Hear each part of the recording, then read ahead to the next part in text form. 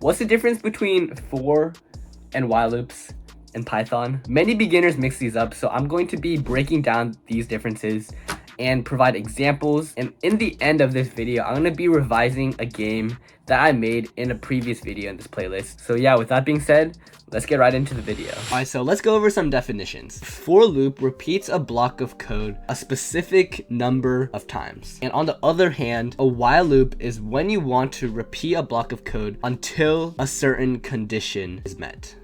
So there's a little bit of differences between the two, and once you look at the syntax, it'll make a little bit more sense. So here's the basic syntax for a for loop. It's for I in range, and then inside the range function, pass in 5, and then we're going to print I. And so the output is going to be 0, 1, 2, 3, 4, because in the range function, only one argument is passed, meaning that the default's going to start at 0, and it's going to go all the way up to 5, non-inclusive. And so for loops is really useful if you know how many times you want to loop over something, and usually it's used to loop over some sort of data structure like lists, sets, or tuples. I'm going to talk more about that in another video. Alright, so the basic syntax for the while loop. In this case, we have to set a variable outside the loop. The I is called the looping variable, and we're going to say I equals 0. And so while I is less than 5, we're going to print I, and we're going to increase it by 1 each iteration. And we need to declare the variable before we loop it in a while loop. That's the main difference in a while loop than a for loop. And another main difference is that we have to increment the variable, or else we're going to get an infinite loop, which is not good. Okay, now that you know these definitions, I'm going to jump over to my screen and give you some examples. Alright, so I'm going to do an example with a multiplication table, and these examples involve for loops only. I'm going to be showing you how to use a while loop in a game later, but for now I'm going to do two examples. First one's going to be a simple one, and the second one's going to be a more complex way to implement this. So let's start off with the simple one. I'm going to try to build out a multiplication table for a given number. And so let's say that that number is equal to 5. And so let's say that we want to print out like 5 times 1, 5 times 2, 5 times 3, all the way down to 5 times 10. So the way we do this is we have to use a for loop because we know how many times we want to iterate through. Because we want to iterate from 1, or we want to do from 1 to 10. So it's going to be 10 times. So to do that, we have to say for I in range 1 to 11. And the reason why I'm doing 11 instead of 10 is because in this range function, this represents the starting number, this represents the ending number, and then the starting number is inclusive, but the ending number is not inclusive. So it's going to go to 1 to 10 instead of 11. And then I'm going to say print, and then we just want to print out num times I. And so if I do that, and if I choose the Python environment, if I run that, then it's going to give me the multiples of 5, which is what we want. A better way to do this is by using an f string, because we don't, like, if we were to give this output to some other user, they would not know what this means. So we want to give them more detailed output. So we can say we're going to do f, and then in double quotes or single quotes, I'm going to wrap this around, and then I'm going to wrap around the variables. So I'm going to say 5 times I is equal to num times I. So if I run that, now it's going to give me a more detailed output. And what this f string does is that it lets you get to, if I zoom in a little bit, you can wrap around the variables in curly braces, and this lets you output the variables within the string. So everything inside these double quotes is a string, but we're able to access the variables because we're wrapping around in curly braces. So take a look at that again. Hopefully this f string makes sense, because it can be really helpful in some scenarios. Okay, so this next one is going to involve nested for loops, and that's because Remember how in the simple example, I'm only doing the multiplication table for a given number, which is 5 in this case. But now in this one, I want to try to build out a complete multiplication table, all the way from building out multiples of 1 all the way to multiples of 10. So we don't have a given number to work with. And this only takes a few lines of code, but it may be a little bit confusing at first to wrap your head around this. So let me code this out. I'm going to say for I in range 1 to 11, and we're using the same numbers as before because we're doing a multiplication table from 1 to 10. And then I'm going to say for j in range, and these are just common names, I and j. I'm going to say 1 to 11 again, and then I'm going to say print, and using the f string, I'm going to wrap around the curly braces and say I, and then times, or the asterisk, and then curly braces equals I times j. And then if I run that, then you should see where this is going, because this inner loop goes all the way from 1 to 10, and then once the inner loop is done, it goes to the second iteration of this outer loop.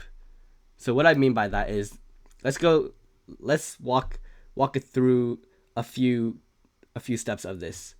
So I is first equal to 1, so you can see this 1 over here, and then it runs this inner loop that involves j, and so it's going to go all the way from 1 to 10. As you can see, this second number here, you can see hopefully you can see my mouse pointer.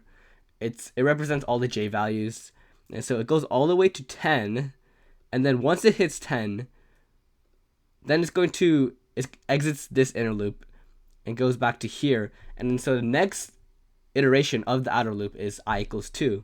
So it's going to go here again, and so it's going to do the same thing with the inner loop, go all the way from 1 to 10, as you can see here, and then it's going to go out of the inner loop and then run the next step of the outer loop. And then so it's going to be I equals 3, and it's going to do the same thing again. The j values are going from 1 to 10, and it cuts some of the values off, so because there's a lot of lines in this code. And so hopefully that makes sense. I'm going to also create a print statement over here that says multiples of I. Hopefully this makes it a bit more clear. So that's going to create, it just separates the multiples, makes it a bit more cleaner.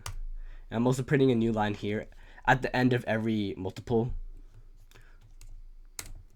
And so hopefully that makes it a bit more clear, because each factor, or all of the multiples of 1 represent the one iteration of the outer loop. All of the multiples of 2 represent the second iteration of the outer loop, and so on. So I encourage you to pause and rewind again if this explanation was a little bit confusing. It's not that many lines of code, but it is hard to wrap around when you're first learning how to use nested for loops. So pause, rewind if you want, and let me know in the comments if you have any questions about this topic in particular. Remember in the beginning of this video, I said that we were going to revise a game? Well, we're just getting to that part. And so if you haven't watched the previous video on if statements in this playlist, check that out over here. There's going to be a link, because that's where I create the game from scratch. But if you have already watched it, then keep watching this video, because it's going to give you a more advanced version of that game. Technically, this game works, but we could make it better by just adding a while loop to this. The way I'm going to add a while loop to this is that I'm going to change the game so that instead of instantly ending the game, I want to give the user 3 chances. And so I'm going to say attempts. I'm going to create a new variable called attempts, set it equal to 1 first, and then I'm going to use a while loop. And a while loop is better for this case because we want to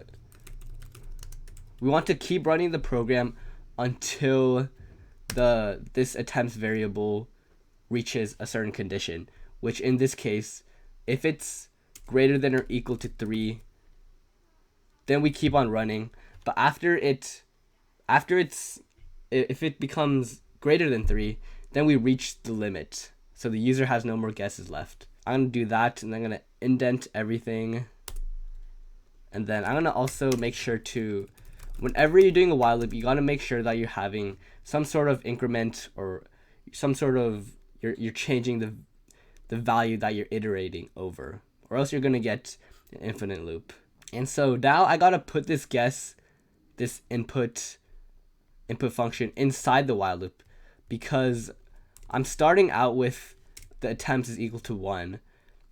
And so if I put this outside the while loop, then it would give the user an extra attempt, which I don't want. So I'm going to put that inside the loop, and then I'm going to, and I remember in this, when I previously made this, I had another input function here because I wanted to give the user another chance. But now we don't have to do that because we have a while loop. That's what this while loop is for. So I'm going to get rid of all of this, and that looks a lot cleaner now. And so I'm also going to print out how many attempts we have remaining. And so to do that, we're going to say, so over here, let's see, I increased the attempts by 1. So now I'm going to say, before we increase the value of attempts, I'm going to say print, and then I'm going to use the f string again and say you have attempts minus 1 attempts remaining. And so the reason why I'm doing attempts minus 1 is because we're saying this before we increase the value. So when we start out with attempts equals 1, and then once we hit this end, or wait, no, what am I doing? Not attempts minus 1. 3 minus attempts. Sorry about that, guys. 3 minus attempts. Because I want to say how many attempts we have left before we increase the value. And so at the end of the first attempt, it's going to say you have 2 attempts left. And at the end of the second attempt, it's going to say you have 1 attempt left. And at the end of the third attempt, it's going to say you have 3 minus 3 attempts left, which is 0 attempts left. All right, sorry about that confusion, guys. Hopefully that didn't throw you off there. And now I'm going to say, let's see, I'm going to, after we're out of the while loop, I got to make sure to say break here, because if we get it right, then we don't need to go through the whole loop again. And so if we are out of the loop, I'm going to say if attempts is not equal, or not the attempts, if the guess is not equal to the secrets, and the number of attempts is greater than 3, then I'm going to print out you ran out of attempts. The correct number was, and then I'm going to put this in F string and say it was the guess or the secret. So let me try running this, and please enter a number between 1 and 4. Say, or 1 and 10, I'm going to say 4. Okay, now, there we go. It says your number was too low. You have 2 attempts remaining. And so I'm going to guess again. So I'm going to guess higher, like 8. It says too high. So I have 1 attempt left. What do you guys think this is? Because I have no idea, because this whole thing is random. I'm going to try guessing 6. Oh, okay, I got it right. That's cool.